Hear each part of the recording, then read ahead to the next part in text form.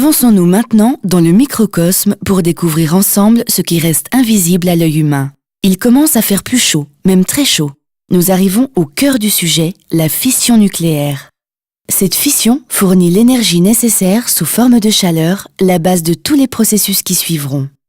La fission nucléaire exige deux choses avant tout. Des crayons combustibles avec des atomes d'uranium et quelques neutrons. Les neutrons qui heurtent les noyaux des atomes d'uranium y sont absorbés.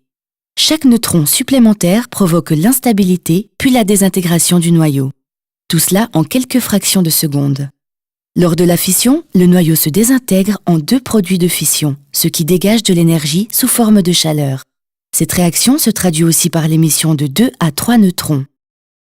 Alors que les produits de fission radioactifs sont entièrement retenus dans les crayons combustibles, les neutrons voyagent librement dans le réacteur et font éclater d'autres noyaux.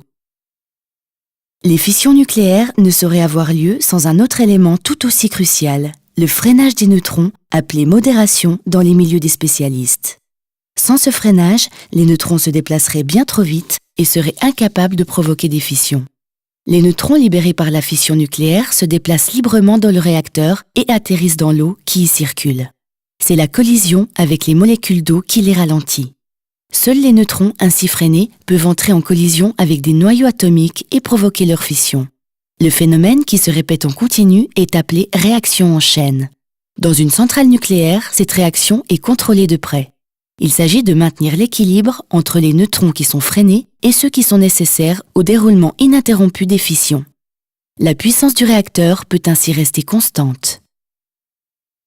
L'eau sert d'agent modérateur des neutrons dans toutes les centrales nucléaires de notre pays.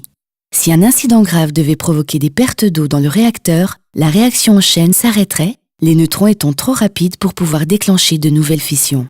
C'est là un paramètre de sûreté capital des centrales nucléaires de cette filière.